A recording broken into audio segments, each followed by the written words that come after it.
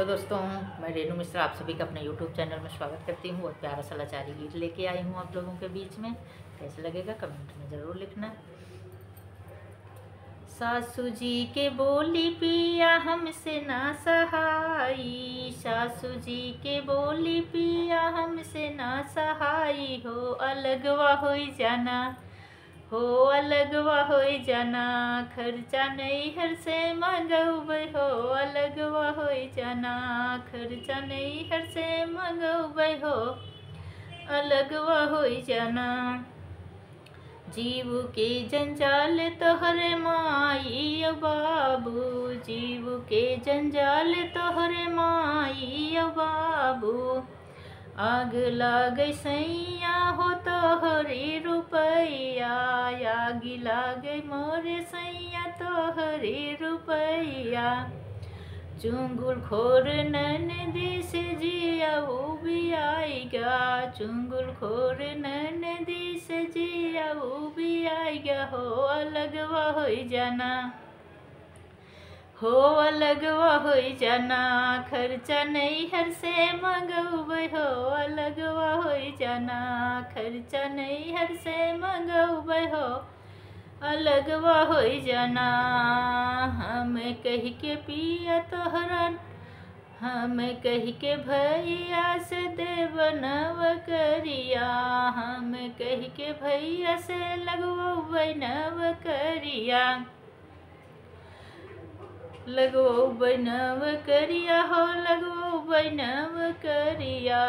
अलगे होई के पिया हमर देख तू सहुरवा, अलग होई के पिया हमरा देख तू सहुरवा, नाही त पिया लैके दीहा तू जहरवा, अलगवा हो जाना, हो अलगवा हो जाना, खर्चा नैहर से मंगब, हो अलगवा हो जाना, खर्चा नैहर से मंगब, हो अलगवा हो जाना।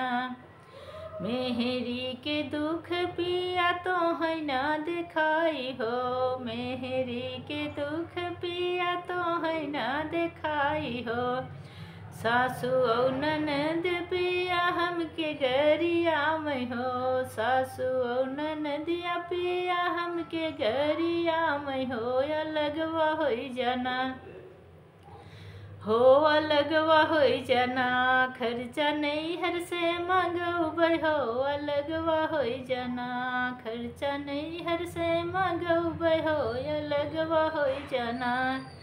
सासू जी के बोली पिया हमसे ना सहाई, हो सासू जी के बोली पिया हमसे ना सहाई, हो अलगवा हो जाना, हो अलगवा हो जाना, खर्चा नैहर से मंगब, हो अलगवा हो जाना।